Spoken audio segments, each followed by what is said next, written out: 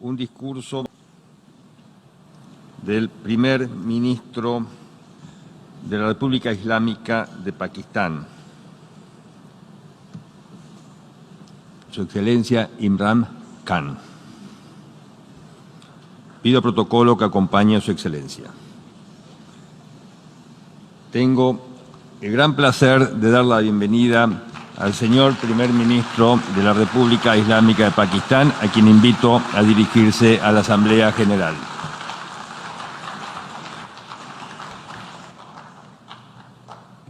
Bismillah ar-Rahman ar-Rahim. Iyyaka na'budu wa iyyaka nasta'in.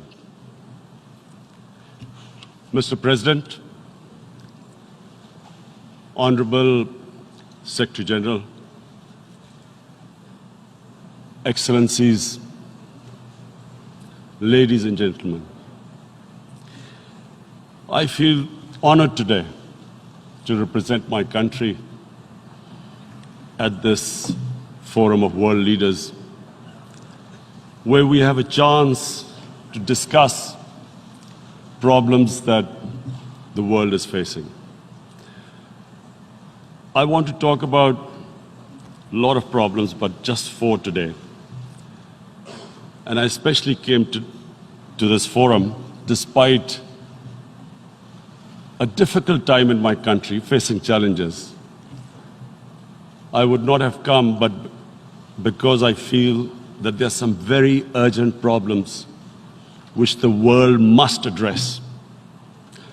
So first of all, I start with climate change. So many leaders have talked about climate change. But Mr. President, I feel that there is a lack of seriousness. Perhaps world leaders some of the leaders who can do a lot, do not realize the urgency of the situation. We have a lot of ideas, but as someone said, ideas without funding is mere hallucination. Pakistan, I'll give you start with my own country.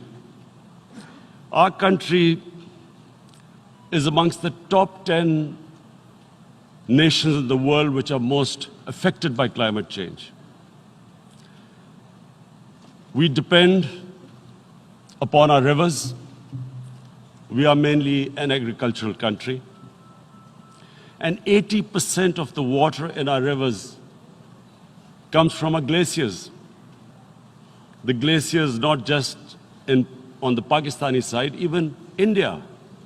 The river, the 80% of the water in Ganges and the Indian rivers also comes from the glaciers, from the Himalayan glaciers, Karakoram, Hindu Kush. And these glaciers are melting at quite a rapid pace. We detected already 5,000 glacial lakes in our mountains. And if this keeps going, if nothing is done, we are scared that humans are facing a huge catastrophe. In my country, when my party came to power in the province of KP, we planted 1 billion trees in 5 years. Now we've set ourselves a target of 10 billion trees in Pakistan. Idea being to counter the effects of global warming. But one country cannot do anything. This has to be a combined effort of the world. My optimism comes from the fact that humans, the Almighty has endowed humans with great powers. We can do anything, provided our survival instinct is stirred up. And this is really what I hope that the United Nations will take a lead in this. There must be more emphasis. Richer countries must be pushed. Countries that are responsible for greenhouse gas emissions. They must be pushed because our country contributes minuscule amount to greenhouse gases. So I feel that the United Nations must take leadership in this. My second issue for me right now is even more critical. Mr. President, every year, billions of dollars leave the poorer countries and go towards rich countries. Billions of dollars siphoned off by the ruling elites of the developing world. And they find their way into Western bank accounts, offshore accounts, tax havens, expensive properties hidden behind companies bought in Western capitals. Mr. President, this is devastating the developing world. This is causing more poverty, debts. It's impoverishing the developing world. The difference between rich and poor countries is growing because of this. Money laundering, which happens because money leaves the poorer countries into rich countries, is not treated the same as, for instance, money from drugs or terror financing. The seriousness which terror financing and money from drugs, the way it is treated, it's not the same. The way the poor countries are being plundered by their elites. It's not happening. In my country, when I took charge of our government a year back, in the 10 years preceding that, our total debt went up 4 times. The debt we had accumulated in 60 years, just in 10 years, it went up 4 times. As a result, the total revenue we collected in 1 year, half of it went into debt servicing. How are we going to spend money on our human beings, 220 million people, when half the money is going into debt servicing?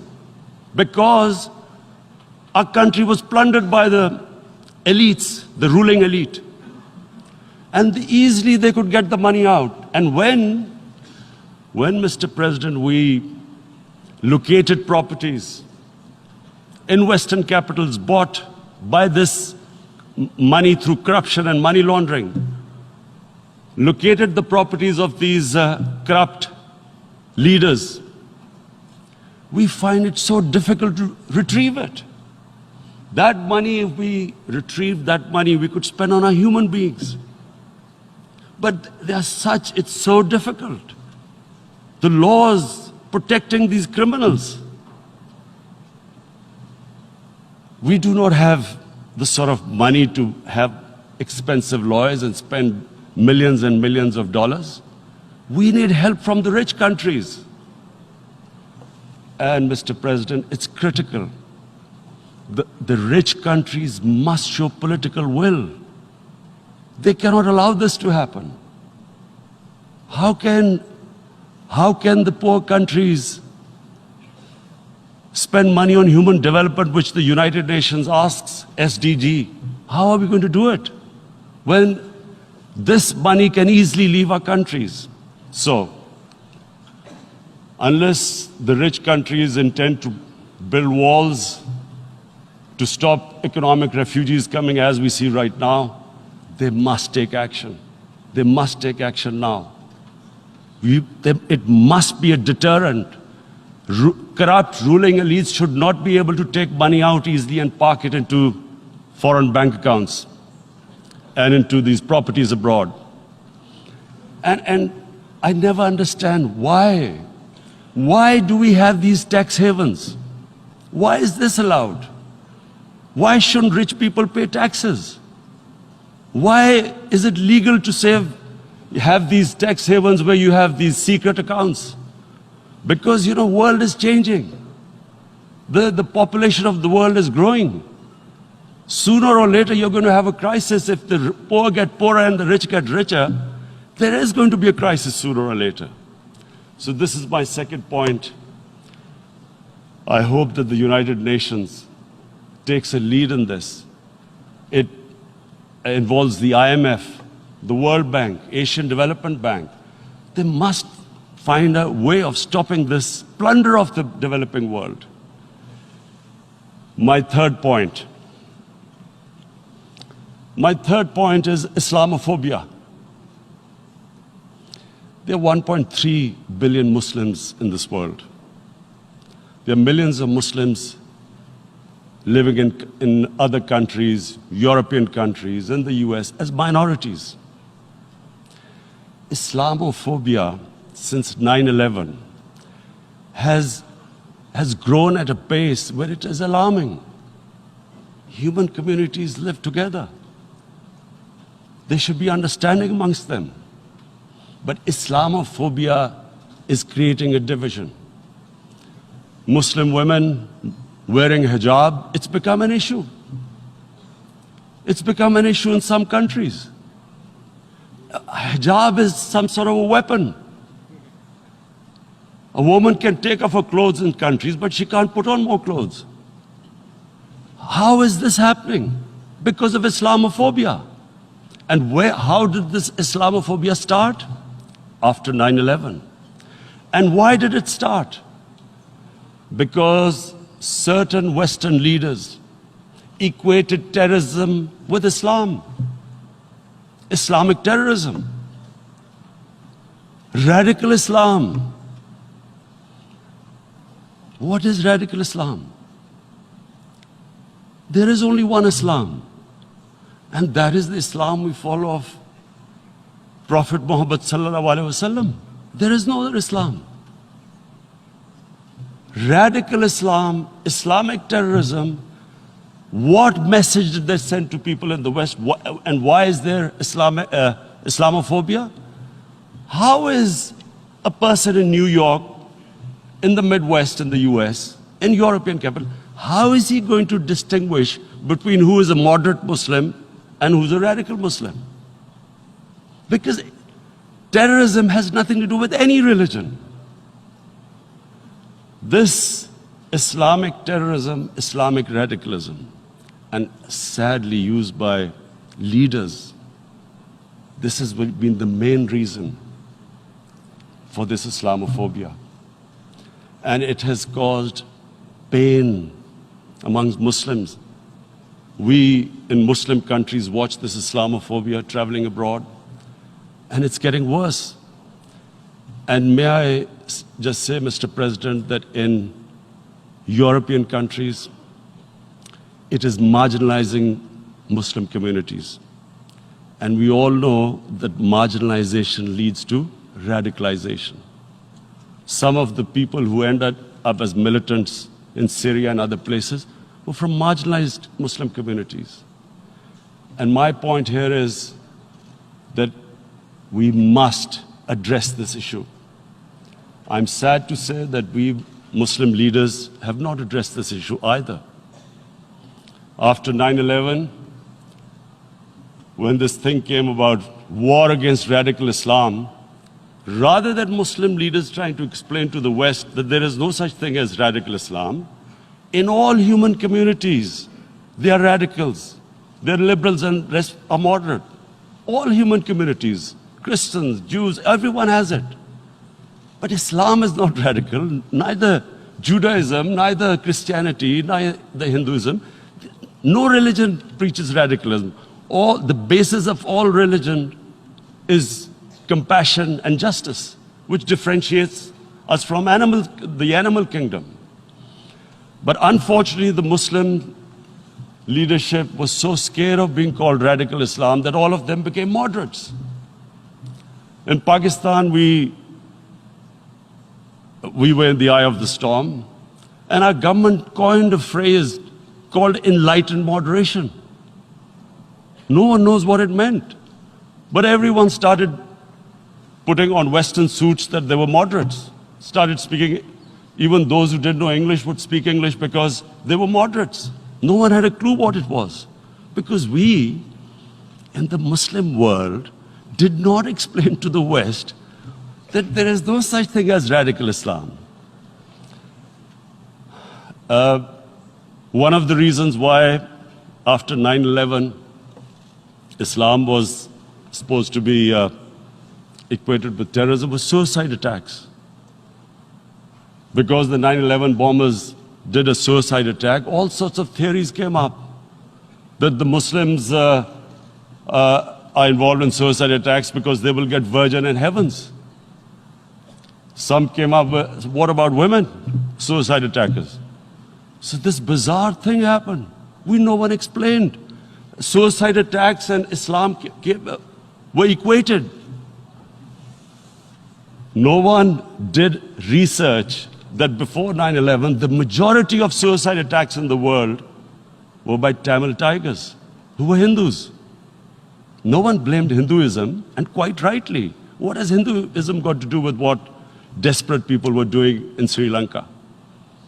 We all know about, we've seen films about Japanese kamikaze pilots at the end of the Second World War doing suicide attacks. No one blamed the religion. But here we were trying to prove we were moderates and not explaining to the West. But the most important thing I wanted to say here today, in explaining this Islamophobia, Mr. President, and I feel it's very important because I've spent, because of I played professional sport in England, I spent a lot of time there. So I know how the Western mind works and how West views religion. So where the misunderstanding about Islam came. And one of the reasons it caused Islamophobia. That was, in 1989, this book was published, maligning, insulting, ridiculing our Prophet Muhammad sallallahu alaihi wasallam. And there was a reaction in the Muslim world. The West couldn't understand what was the problem. Because in the West, because I have spent so much time in the West, religion is perceived completely differently. They don't look upon religion like we do. And so, Islam was supposed to be an intolerant religion. It was against freedom of expression. And Islam took a real beating 30 years ago. I still remember it became a watershed. And every 2 or 3 years, someone would malign our Prophet, peace be upon him. There would be a reaction by the Muslims. And again, it was Islam, an intolerant religion. Again, this time, I blame a certain section of the people in the West who deliberately provoked this, knowing the impact it would have. But the majority of the people in the West didn't understand. This is where, again, Muslim leadership let the Muslims down. We should have explained to them what our Prophet, peace be upon him, means to us. So in 1 minute, I'll try and explain what he means to us. Our Prophet was the witness to the divine book, the Holy Quran. The Holy Quran is the book of guidance for Muslims, and the Prophet's life was living the Quran. He was an example of what the Quran guided us to be. So he is the ideal we all try to get to. The Prophet created the state of Medina, the first state in Islam. That state was the basis of a Muslim civilization which became the predominant civilization for the next 700 years. And what was that state? I hear such strange things about Islam, that it is against women, it's against minorities. The first state of Islam in Medina, it was the first time a welfare state was set up. The state took responsibility of the weak, widows, orphans, poor people, handicapped. It taxed the rich, spent the money on the poor. The state announced that all human beings are children of Adam, hence equal, whatever the color of their skin. the state announced, the Prophet announced that, and slavery, the whole system depended on slavery as it did for many years in the Western societies. The Prophet said that one of the greatest deeds is to free a slave. But because the society depended on slavery, he said, but if you have to treat them as an equal member of the family. And as a result, something happened in a Muslim world which hasn't happened in any other civilization. Slave dynasties appeared. Slaves became kings. The Mamluks, slaves who ruled Egypt. In India, there were slave dynasties. And then, with minorities, again, you hear that Islam is supposed to be against minorities. Let me just make this clear. In Islam, the Prophet announced that everyone was free to practice his religion. It was a sacred duty to protect the places of worship of all religions. He announced that every person is equal in front of law, whatever his religion or his color. And this incredible case, and I always quote this, that the fourth Khalifa, the head of state of Medina, he lost a court case against a Jewish citizen. So, number one, it showed there was a rule of law, no one was above law. And number two, that a Jewish citizen was an equal citizen. So, Mr. President, when a Muslim society is unjust to its minorities, it is going against the religion of Islam and our Prophet, peace be upon him. So, it is important to understand this. The Prophet lives in our hearts. When he's ridiculed, when he's insulted, it hurts. As we human beings understand one thing, the pain of the heart is far, far, far more hurtful than physical pain. And that's why the Muslims react. And I always thought that if I ever had this stage, I would try and explain this to the world community, especially to the Western community, because having lived in the Western community, people didn't understand this. When I first went as a teenager to England, there was a comedy film on Jesus Christ. It's unthinkable in Muslim societies. So we need to explain that, look, in a human community, we must be sensitive to what causes pain to other human beings. We have, in the Western society, and quite rightly, the Holocaust is treated with sensitivity because it gives the Jewish community pain. That's all we ask. That do not use freedom of speech to cause us pain by insulting our Holy Prophet. That's all we want. And now, the number fourth point, Mr. President, and this is the most critical point, is the reason why I especially came here. It is about what is happening in Kashmir. Before I go on this, I want to make one thing clear. That when we came to power, my first priority was that Pakistan would be a country which will try its best to bring peace. We had been through this war on terror. We joined the United States war on terror after 2001.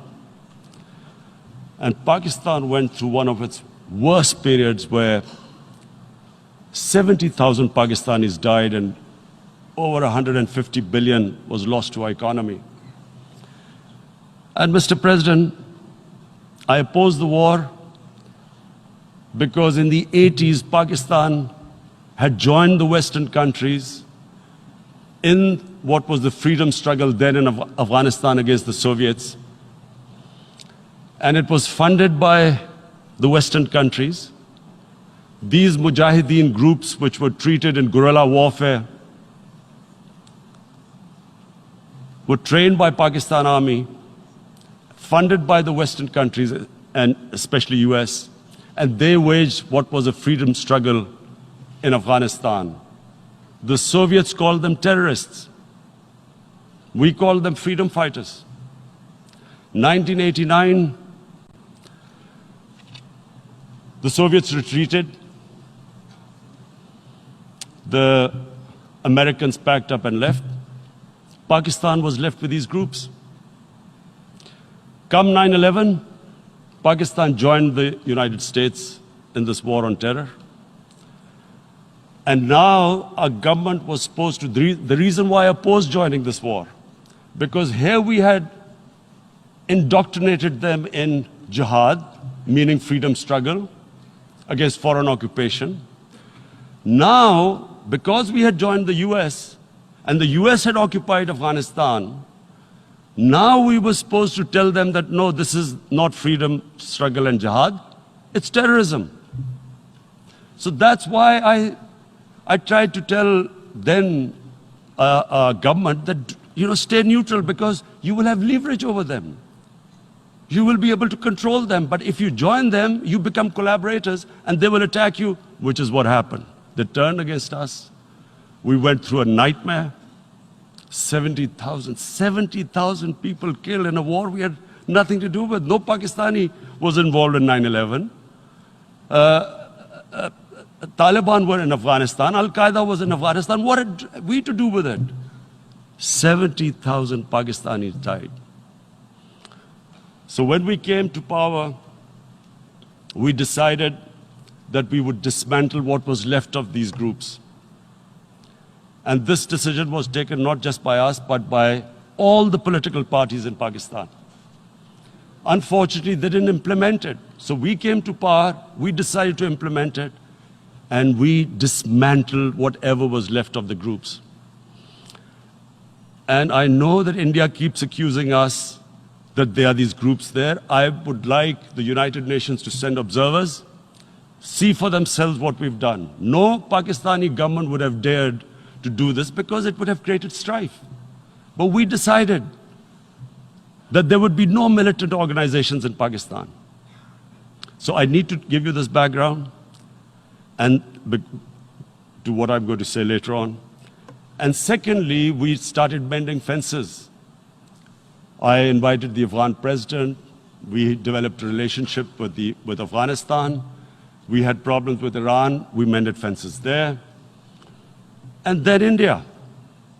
Now let me just give you a little background about my relationship with India. Because of cricket, and cricket being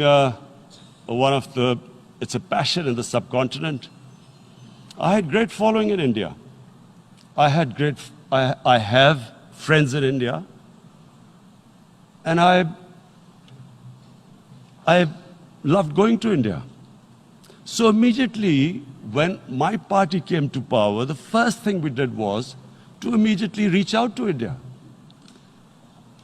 And I spoke to President Modi and I said, look, we have similar problems.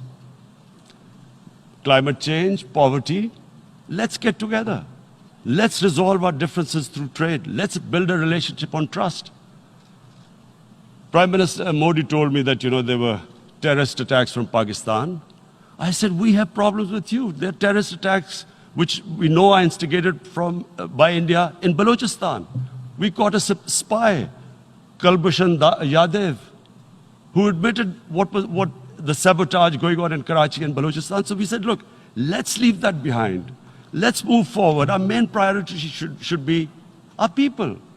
The highest number of poor people live in the Indian subcontinent. Unfortunately, didn't make any headways. Our foreign ministers were supposed to meet on this in the UNGA last year. India cancelled it.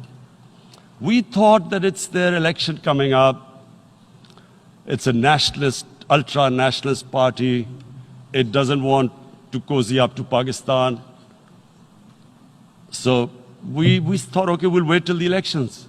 Meanwhile, a 20-year-old Kashmiri boy, whose father said was radicalized by the security forces in Kashmir, blew himself up on an Indian convoy. Immediately, India blamed us. I spoke to the Indian public on television. I said, if you give us any iota of proof, we will immediately take action, because we've clamped down on these groups.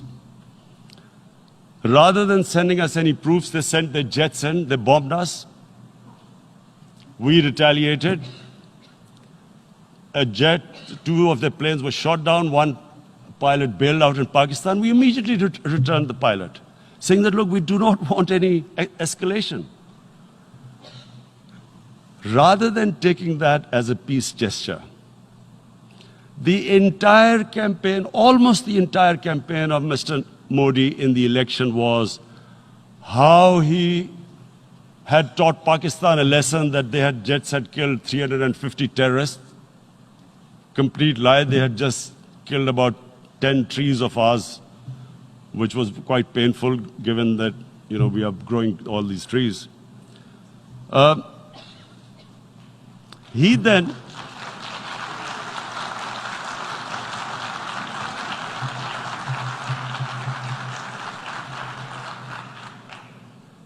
the election campaign, Mr. Modi used words like, this is just a trailer, the movie is about to start. I went into Pakistan and taught them a lesson. This was the election campaign.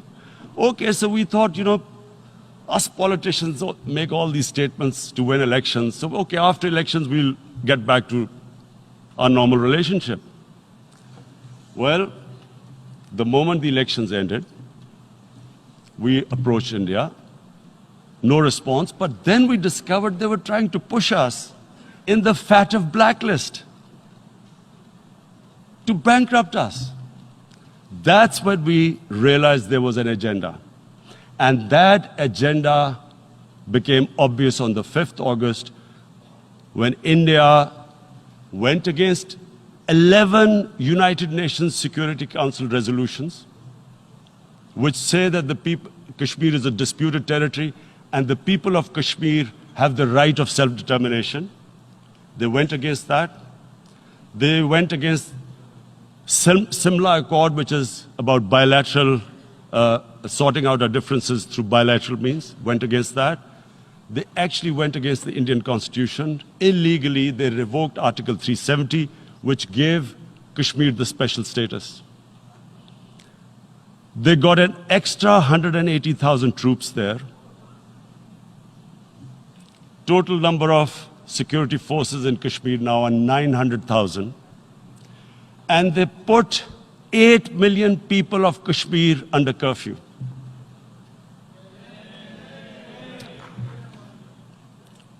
Mr. President, now I just briefly want to make the people understand, how can anyone do something like this? And for that, I have to explain to you what is RSS. RSS, Mr. Narendra Modi is a life member of RSS. RSS was an organization that was inspired by Adolf Hitler and Mussolini, came about in 1925. They believed in racial purity, racial superiority. They also believed they were an Aryan race like the Nazi believed they were an Aryan race. All that I'm saying can be verified.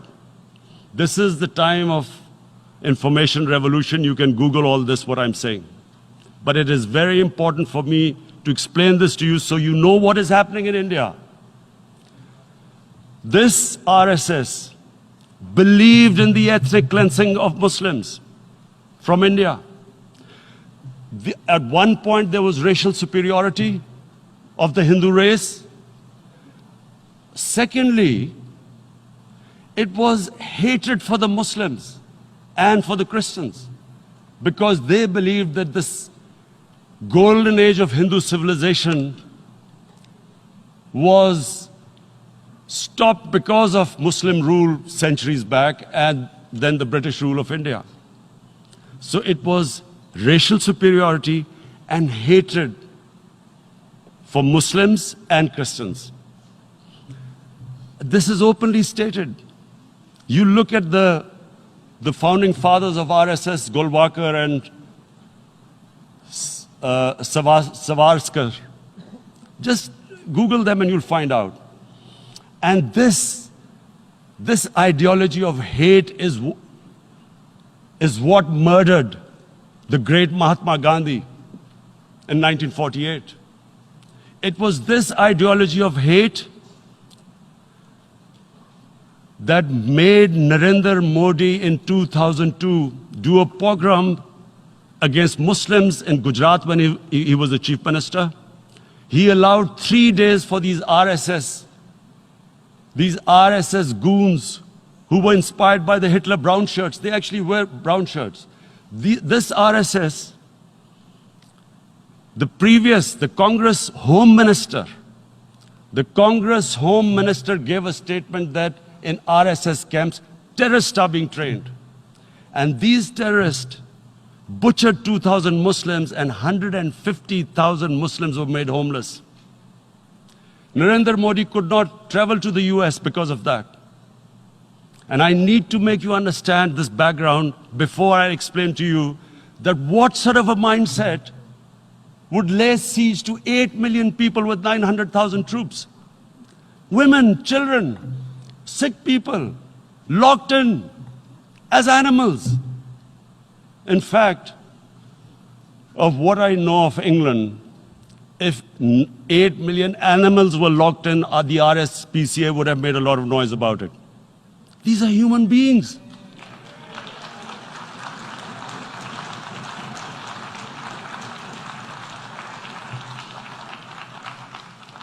And Mr. President, what comes with racial superiority, these illusions of Aryan superior race, is arrogance. The two go together. And it's arrogance that makes people make mistakes and do stupid things. Cruel things like what Narendra Modi has done. It's sheer arrogance. And it's arrogance that has blinded him from the fact that what is going to happen when the curfew is lifted. Has he thought about it? This hasn't been thought through. What is he going to do when he lifts the curfew? Does he think that people of Kashmir will quietly accept the status quo because India has changed the constitution and taken away the special status? They'll accept that? Mr. President, 100,000 Kashmiris have died in the past 30 years because they were denied the right given by the United Nations, the right for self-determination. 100,000 have died and 11,000 women have been raped. There are 2 human rights, United Nations human rights reports on this. The world hasn't done anything because India is a huge market, 1.2 billion people. Sadly, the material prevails over the human. But this has serious consequences. Again, I repeat, that's why I'm here. Look, what is going to happen when the curfew is lifted will be a bloodbath. The people will come out. There are 900,000 troops there. They haven't come to, as Narendra Modi says, he's done this for prosperity of Kashmir. This is supposed to be for the development. These 900,000 troops, what are they going to do when they come out? There'll be a bloodbath. Has he thought it through what happens then? Mr. President, has anyone thought that what happens when there is a bloodbath? What do you think the impact will have on people of Kashmir. What do you think they will think? The way they have been boxed in their houses, treated like worse than animals, no rights. Thousands of all the political leadership has been arrested, taken out of Kashmir. Even those Kashmiri leaders who were pro-India have been taken out. 13,000 boys have been picked up and taken to God knows which destinations. So what do they think? What will the people of Kashmir do when they lift the curfew? They will be out in the streets. And what will these soldiers do? They will shoot them. They've already used pellet guns, blinded young boys. In the last 6 years, the 5 years, the oppression that has gone on in Kashmir. And so, Kashmiris will be further radicalized. Mr. President, there will be another Pulwama. And guess what? India will blame us. They're already blaming us. They're saying all this is happening because of Pakistan. One of their defense ministers said, there are 500 terrorists lined up on the border to go in. Why would Pakistan send 500 terrorists when there are 900,000 troops? What impact are they going to make? What will they do? And why would? Don't we know that the moment there is some terrorist attack, all that will happen is there'll be further cruelty and oppression of the people of Kashmir. We will just give the 900,000 troops to further crush the people of Kashmir. And then we'll give the Indian government an excuse that, look, Pakistan is a terrorist state, and this mantra that has gone on, Islamic terrorism. The moment you use this catchword, Islamic terrorism, the whole world turns away. No one talks about human rights. You can do whatever you want, which is what has happened in Kashmir, because they keep using this word, Islamic terrorism. And this is what they're doing right now. What do we benefit from further increasing the cruelty on the people of Kashmir? And why would we want this? But there is no other narrative left for India. As when they lift the curfew, whatever happens, Pakistan will be blamed, and there is always a danger of another Pulwama. They might come and bomb us again, and then another cycle might start. And what does Narendra Modi think? That 180 million Muslims of India are thinking right now. Aren't they watching these Kashmiris stuck inside for 55 days they've been stuck in? Aren't they watching? What do you think? Don't you think that the Muslims will be radicalized in India? And I'm talking about 180 million people. And when they get radicalized, there will be some incident in India somewhere down the line. Again, we will be blamed. And I'm warning you right now, again, we will be blamed. And Mr. President, what about 1.3 billion Muslims who are watching this? And they know that it is only happening in Kashmir because they're Kashmiri Muslims. This is not happening to Kashmiri Hindus. They know that this is happening because of their religion. So what do you think they will be thinking? What do you think the Jewish community would think if they were, forget 8,000 Jews stuck like this? What do you think Europeans would think? What do we think? I mean, any human community, if their members are stuck like that, what do you think they will think? Are we a children of a lesser God? Is it not going to cause us pain? And then I'll tell you what will happen. People will, in the 1.3 billion Muslims, someone will pick up arms. I know we've been brought up with films, Western films. This good, decent guy doesn't get justice. He decides to pick up a gun and start seeking justice. There was a film made in New York, famous film called Death Wish. This guy gets mugged by and his family, his wife gets killed or something. He can't get justice. He picks up a gun and he goes around shooting muggers. And the whole cinema cheers him on. So what do you think the Muslims are thinking right now? If there is a bloodbath, there will be Muslims becoming radicals, not because of Islam, but because of what they will see, that there's no justice when it comes to Muslims. There were Rohingya Muslims, Myanmar, who are, God knows, almost 1 million people out, ethnic cleansing. What was the response of the world community?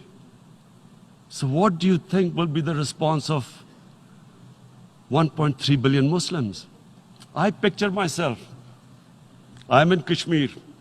I've been locked up for 55 days.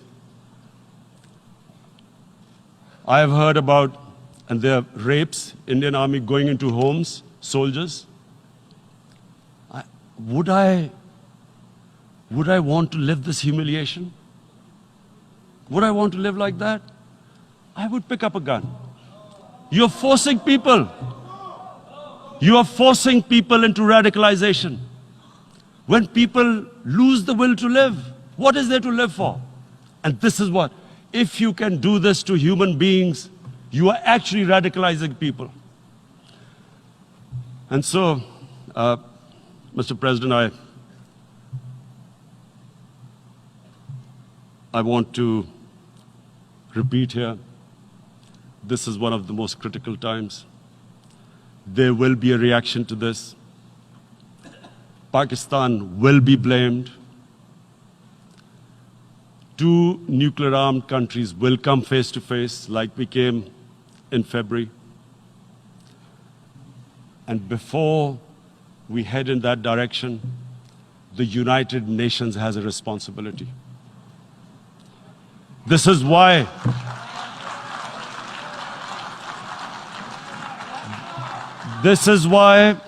the United Nations came into being in 1945. You were supposed to stop this happening. I feel we are back to 1939, Munich. Czechoslovakia has been taken, annexed. What is the world community going to do? Is it going to appease a market of 1.2 billion, or is it going to stand up for justice and humanity?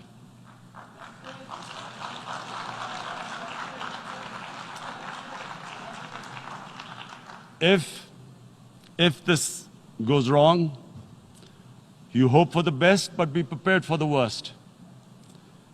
If a conventional war starts between the 2 countries, Mr. President, if a conventional war starts, and anything could happen, but supposing a country 7 times smaller than its neighbor is faced with the choice, either you surrender or you fight for your freedom till death, what will we do? I ask myself this question. And my belief is, La ilaha illallah, there is no God but one. And we will fight. And when